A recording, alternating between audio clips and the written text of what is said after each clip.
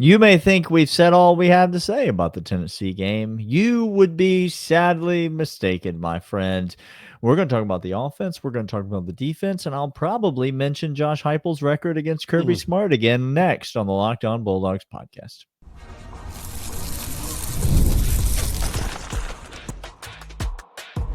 You are Locked On Bulldogs, your daily podcast on the Georgia Bulldogs.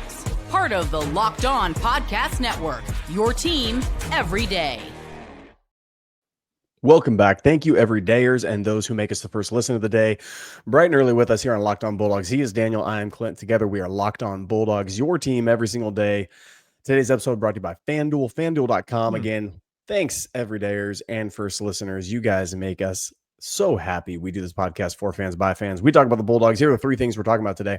We're talking about further review. What did we see from this team offensively that's so impressive to us? What did we see defensively? Maybe add in some freshmen we saw last week. We called our shot. We said, don't be surprised by all the freshmen. Guess what? There were a lot of true freshmen that saw meaningful snaps in this game.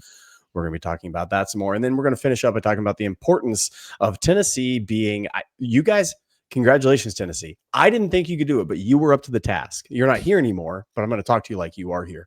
You were up to the task of becoming the most obnoxiously deplorable, uneducated, have no idea how to talk about football fan base on the planet. The whining, Clint, that we're seeing on social media from Tennessee fans is absolutely second to nothing that I have ever seen. We're talking about an Oscar Delp non-catch that should have been called a fumble. By the way, Georgia scored 0 points on that drive. So if you think that drastically impacted the outcome of the game, you just maybe didn't watch the football game. But whatever it is that you can hang your hat on, Tennessee fans know, Clint. They see the handwriting on the wall. Oh, yeah. And they know that this team is going to have to scratch, claw, fight, tooth and nail to eke their way into this college football playoff as maybe an 11 seed. They need to be they got to lobby, and they have to lobby hard. Now, I'm going to tell you right now, there is no universe in which Ole Miss should be in the playoff over Tennessee. So Tennessee fans, I'm here to give you that right now. There is no universe. Ole Miss lost to, are you ready? Kentucky? Bad. And Louisiana State University, this just in, also a really bad football team. I'm not trolling when I say this right now. Kentucky probably put up a better fight than LSU. So those are two really tough losses. Tennessee, obviously, the loss to Arkansas and a loss to Georgia, not nearly as bad. Both teams have really one win. Ole Miss beat Georgia. Tennessee beat Alabama. Those wins are equal to me. Tennessee should be in over Ole Miss. But Tennessee fans know they got to lobby, so they got to whine, they got to moan, they got to complain. The grass was wet, Clint. I'm not sure if you remember. These are the same Tennessee fans that said the grass was wet. Yep. No, That's I remember. why they lost the game. So it was too tall. Grass was tall. It started raining. We don't know.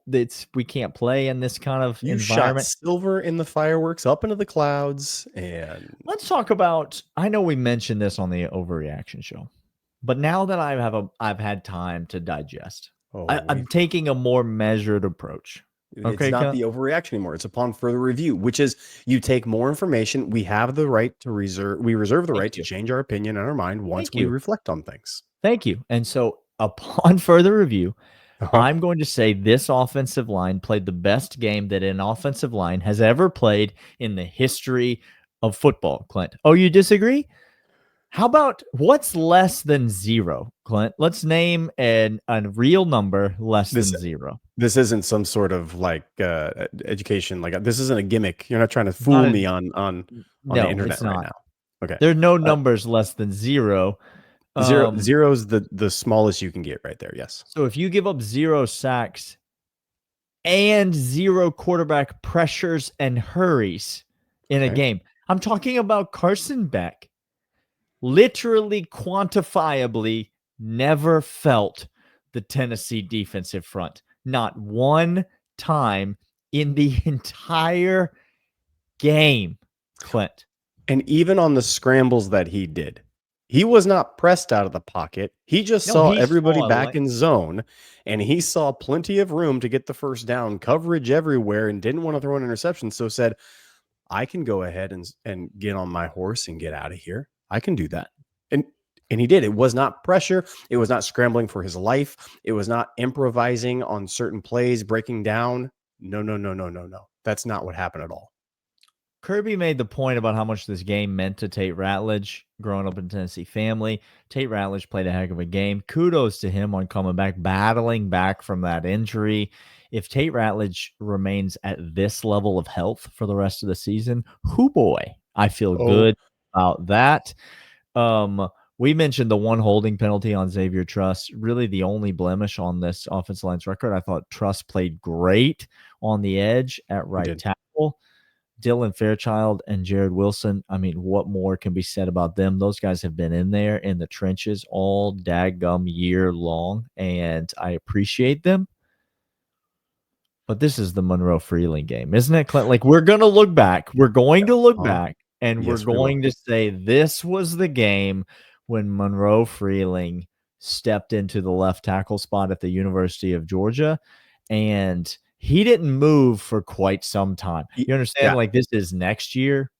We're going even beyond. Like, we're just going to keep it rolling. This guy. Guys, I don't know how to tell you this. If you have an Ernest Green jersey and it says Georgia on it, get ready to update that following the year. The transfer portal is real, and there's no chance left tackle gets out of Freeling's hands because he was already pressing at right tackle, right guard, and left tackle. He was all over the place. On the offensive line, and he was getting time in, filling the void, and doing it great job. And then all of a sudden, when there was a decrease in productivity, here we go. He stepped in and said, I have solved the problem. You used to have a problem. That's in the past tense. It's no longer. You no longer have a problem. Instead, you have me. Well, Daniel, it was probably, I mean, it's really easy to do that against one game, against skill that's not going to go to the NFL in the first round. I mean, it was UMass, basically. We were playing against the UMass pass rush. Oh, except it's one of the multiple 15 first rounders. Multiple first rounders. One of the 15 best college football players in the nation. At any position. Positionless. And he was on lockdown. You know what I love about this, Clint? And it's too much time spent talking about the offensive line. We move on, talk about some other things that we saw. You know what I love about this? And it's a small thing, but I love that we didn't move Xavier Truss from right tackle to left tackle and put Monroe Freeling there at right tackle. Truss has experience. He's played left tackle before, Clint. He's played SEC. I've seen him play left tackle, Daniel. He's played SEC left tackle before. And I'm not sure if you know this. Does Kirby Smart value experience, Clint? Does he think that's important? Great deal. Does he think those reps matter? So has he played the best left tackle we've ever seen? No, but it wouldn't have been un-Kirby-like to move Xavier Truss over to left tackle, insert Monroe Freeling there at right tackle. But Freeling has clearly made such an impression on this coaching staff. He's been the backup left tackle all year long. All year. Like, we just didn't know it until right now. If an injury had happened early in the year, he would have been the guy immediately inserted into duty. It's you love to see the kid who has clearly worked hard and clearly paid his dues, and now he's getting his moment. And boy, did he take advantage of it. That offensive line play, unbelievable. Let's stay on the offensive side for just a hot minute, because I understand something else we didn't do. We didn't overreact, and we didn't move Xavier Truss over left tackle and put Freeling at right tackle, thinking somehow we're going to shield the freshman, shield the underclassmen away from the experienced guy, get him over there. We said, nope, we're going to throw you into the fire. We're going to do it. The other thing we didn't do, now, unfortunately, we're going to see an injury report on him coming this week, but Dylan Bell, we didn't throw into the backfield and make him play running back. Instead, one snap. One snap, sure, but we've seen him literally be the main target out of the backfield. Yeah, it could have gone to him instead of Frazier, instead of Bowens. But we didn't. We brought in Bowens, which I thought was an excellent choice over Dwight Phillips. Dwight Phillips is crazy fast and crazy shifty, but clearly vision and knowledge of the playbook is not there yet. Bowens and Frazier our running game was not excellent. I understand that. I get that. but it was fine enough to keep Tennessee honest because they were dropping people way back in zone to try to stop the pass, Carson Beck's legs, and their admirable job. And Kirby Smart and company did not hit the panic button, did not bring Bell in, did not force Cash Jones to be the bell cow running the ball because he's great at a lot of things. That's not his forte. So I think the offensive game plan and the guys that did step up in that position did a fantastic job. Offensive line, notably. All right, we're going to come back after this, tell you more things upon further review that we calcified on the defense side of the ball. But first, these. And these are, in fact, 5 Hour Energy. 5 Hour Energy is fantastic. Daniel and I need a little pick-me-up sometimes. We head over to 5 Hour Energy, and our friends over there know that being a passionate football fan isn't just a hobby. It's a way of life. It takes a lot of energy. This is why 5 Hour Energy has created the Stand the Fan 5 Hour Energy Shot with a special flavor called Fan Fuel, the energy shot made just for super fans like Daniel and I and like you, the fans who are first in the parking lot and the last to leave. We see you. We know that everything about being a fan, getting up for the huge game, getting up for the big play, cheering on, losing your voice, which all y'all did in Athens this last weekend, to an electric place in which recruits and coaches left stunned. So to all the super fans, just like some of them already starting to sign, Clint. Some of them already starting to sign. We got ourselves another tight end, which we're going to talk about. Maybe just a little bleed over into the next segment. 5 Hour Energy knows that no matter what team you root for, being a fan requires heart, soul, whole lot of energy. And that's why the limited edition Stand the Fan 5 Hour Energy Shot is here to help you fueled throughout the season. What's your fan fuel this week? Whatever it is, do it with a 5 Hour Energy. Available at 5hourenergy.com, shipped nationwide.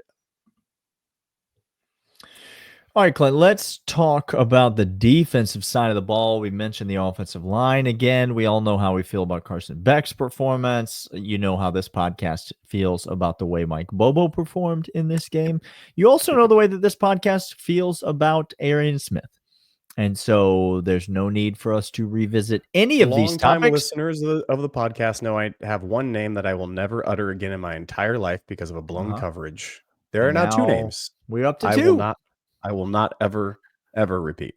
We up to 2. So there's no need to belabor the points on the offensive side of the ball any longer, but we didn't spend too much time on the overreaction show talking about the defense. Maybe not enough time. We did mention that Josh Heupel only mustered up 17 points. Has never scored 20 points against Kirby Smart in the history of his career. We did mention that Tennessee was held to 7 points after the first quarter and 0 points in the second half.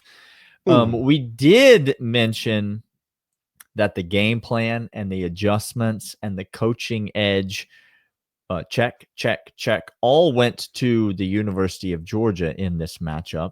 Kirby Smart has been outcoached. Glenn Schumann has been outcoached multiple times this season. He did not get outcoached. Now, the game plan coming out of the gate was solid, and Tennessee, to their credit, was able to sustain a couple of early drives that were lengthy and just slowly and methodically move the ball down the field. We have long since said on this podcast, Clint, that is not the way that you're going to beat Georgia. If you can't generate any explosive plays, you're not going to be able to beat this Georgia team. Tennessee had exactly 0 explosive plays in the game, really only attempted a few downfield shots. Credit to Georgia's safeties. I mean, I thought really the players of the game on the defensive side of the ball were KJ Bolden and Dan Jackson and Malachi Starks. Like, those guys played exceptionally well, Clint. Micah Williams did fine. Jalen Walker did fine. The defensive line did fine. The cornerbacks, once we switched out, were fine. They all played in their lanes. They played their positions.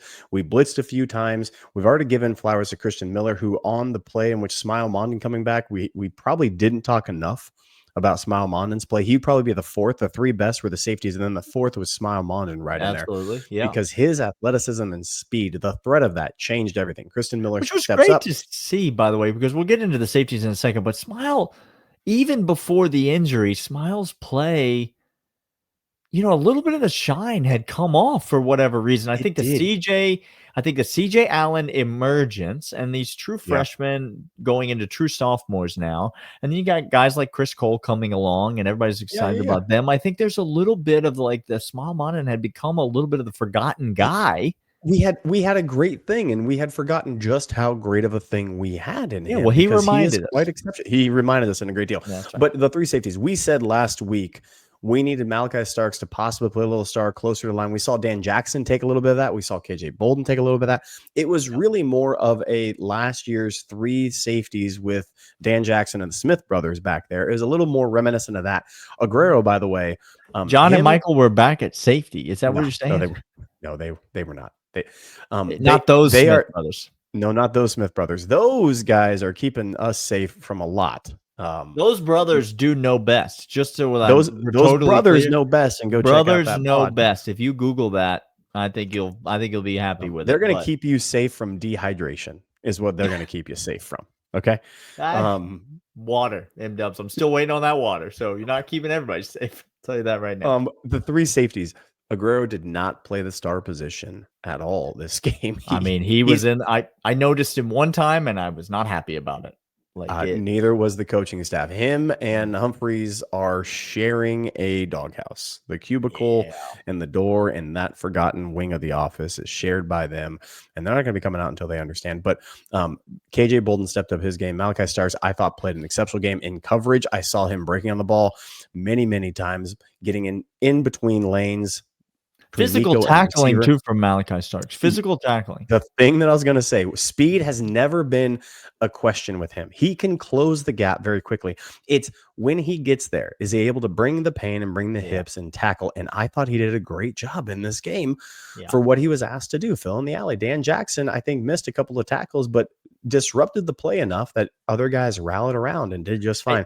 Just a quick question from the gallery. Did he miss them fast or slow? When he was missing those tackles, was he moving quickly or was he moving slowly? I don't care. Dan, you keep being you. I'm nitpicking now. That's what I think is phenomenal. Dan Jackson went from a walk-on forgotten safety to now I am nitpicking him for missing tackles that he should make because he is coming down, flying down, and not being cautious, not being safe, not second guessing, coming flying to the football, which is what you want to see out of every single one of those defenders. And we're seeing a great deal.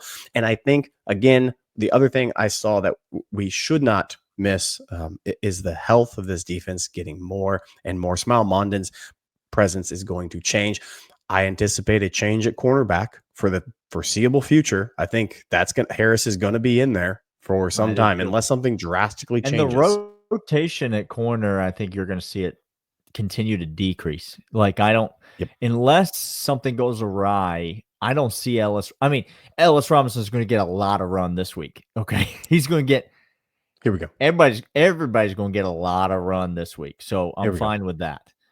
But in these big games, I think it's Dalen Everett and Daniel Harris. I think that's what's going to be gone with. I think this coaching staff knows that we are better when Dan Jackson, KJ Bolden, and Malachi Starks are all on the field. And so that's our best defense. Unless you're in the dime, those are your 5 DBs. Those are the guys that are going to be on the field. When you're in the dime package, you're going to throw Aguero out there. Maybe you're going to bring, Julio back in for those plays. Georgia doesn't run a lot of that. And so I think that's what you're going to see. And then you're going to continue to see those 4 guys rotate at inside backer, CJ, Raylan, Smile, and Chris Cole. And I think you're going to continue to see that rotation. We know what we are up front. And so not only is the defense getting healthier, Clint, but I think solidifying who they are and where they belong, the continuity is really starting to show. Before we go to third segment and talk about how bad Tennessee is, and they are bad and atrocious and awful, I just want to say the 9 true freshmen for Georgia that played: KJ Bolden, Chauncey Bones, Chris Cole, Nate Frazier, Jackson Johnson, Dwight Phillips, Tuggle, and Justin Williams all saw a run in this game against Tennessee with the life of the season on the line. And Kirby said, "Hey, And it's not; those names are not a shock whatsoever. We're going to come back after this, tell you why Tennessee is the worst. But first, these. These are, in fact, FanDuel. FanDuel is fantastic. We love FanDuel. You should love FanDuel. Right now, the line for the UMass game is so out of control. It's a burger that is of monumental proportions that we will probably not be laying any sort of points. I don't be laying those numbers. Yeah. There are prop bets and some over-unders we may get ourselves into. And FanDuel is a place where Daniel and I make all of our bets, the official sports book of Locked On Bulldogs, Locked On Podcast. Everywhere. Get over there right now, make a $5 bet. You win that bet, you get $150 in bonus bets right back to your account because FanDuel makes every moment more. They are the official sports book of Locked On Bulldogs, Locked On Podcast. Daniel and I, every single time we do locks and every single time we make our bets, even that in live play that Daniel made, money line, in which he got juice because everybody overreacted to Tennessee getting 10 points. This just in, Tennessee always scores first against Georgia, and then nothing happens after that. And they go away and die. FanDuel.com, but that's not all. We also have GameTime. GameTime's fantastic. Daniel and I love them as well because every single time we need tickets for concerts, games, venues, whatever it is, we go over to GameTime.co and GameTime app. I just bought some concert tickets last week, Clint. Easy, super fast, convenient. You don't have to be price checking everything. GameTime, has the lowest price. And then you click on the view from your seat. You get to see everything. I've never been to this venue before. And so I don't know, is there going to be a pole right in front of me? Is there going to be something I get to see the view right from my seat? And then the all-in pricing, Clint. You click that, you toggle the thing on, and there's the price. That's what I want to see. I got 2 tickets. Here's the number. Multiply it times 2. That's how much I'm going to pay. It includes all the fees. It includes everything. GameTime is the one that offers you that. Go to the GameTime.co, download the GameTime app today, and use the code LOCKEDONCollege. You get $20 off your first purchase. This wasn't my first purchase, so I wasn't able to get that $20 off. Still got the lowest price, though. But you use the code LOCKEDONCollege for $20 off your first purchase. Terms apply. Make Game Time. Daniel, before we continue on, Cole Kublik made this. ESPN put it out there, but I think it's worth repeating. And I'm going to say this because it's directly linked to the head coaching of the SEC. And there's one who is head and shoulders above everybody else. Okay, sure. There's a second tier of up-and-coming coaches. Sure. And then there's Josh Heupel and his counterparts after that. In the bottom rung, the bottom feeders of so the SEC. Immediately below Clark Lee and Shane Beamer. Two names that are above him in the pecking order correct. Of better These are coaches, for example, who have won big games before and will get extensions that are lucrative. We talked to Eric Kane last week. Great guy. Locked On Vols. You could still subscribe to his podcast if you're a Georgia fan because Eric's a great guy. We talked to him last week, and we didn't even have to bring it up, Clint. He brought up that Josh Heupel can't win nothing on the road. He just can't do it. Clint, he's never done it. Nope. He's not going to do it. Nope. If Tennessee makes it into this playoff, I'm talking about squeaks in like they're going to, 10 seed. That's if they beat Vandy on the road, by the way. That game is on the road. I know there's going to be a lot of Tennessee fans there. Sure. Does Diego Pavia care that there's going to be a lot of Tennessee fans there? Not one bit. Not one bit. If Tennessee beats Vandy and they make it into this playoff, they going to get a home game in that first round, Clint? Look, they're not. No, they're not. They're going to go on the road, and then what's going to happen, Clint? He's going to lose in miserable fashion, and y'all be painting a rock over thrice with different names for all different reasons. Cole Kublik says Georgia under Kirby Smart has now won 13 wins against AP top 10 opponents. But hold on. 13 wins against top 10 AP opponents under Kirby Smart would be good. That's a good record. That's not a Ryan Day record. That's not a Lincoln Riley record. Is that what James Franklin is? Is that James Franklin's record? No. He's 1 in 14 against. Not only has he 13 wins against AP top 10 opponents, he has 13 double-digit wins against top 10 AP opponents. Y'all, Josh Heupel could barely muster. And look, Alabama's a good squad this year. We're both on record of saying Kalen DeBoer is not going to be the guy long term. This year, we thought they had a pretty good shot and still have a good shot to make it the SEC championship. As a matter of fact, if you made me make a pick today, Alabama is the team I think gets in to that game. Daniel might have other thoughts because he sees a game coming up at the end of the year that might be interesting on FanDuel to go ahead and get some money on that game. Daniel, I see many games coming up at the end of the year that are very interesting on FanDuel. That's true. That's true. But look, y'all, Heupel in Tennessee, they have overtaken the overhyped, overinflated, think you're in a different class than you actually are. And you need a reality check. Like, just straight up, you need to understand who you are. You stumble into recruiting classes because you still carry the name Peyton Manning around with you. And because the checkered field still has nostalgia for folk. But they ain't coming to Tennessee to get developed and go to the league. Tell me which Tennessee player is doing anything remotely worthwhile in the quarterback position. Nico's going to be. I was told Hendon Hooker was that guy too, Daniel. Yeah, I mean, Hendon Hooker is if he hadn't gotten hurt and it hadn't been raining. Oh, that's right. Yep.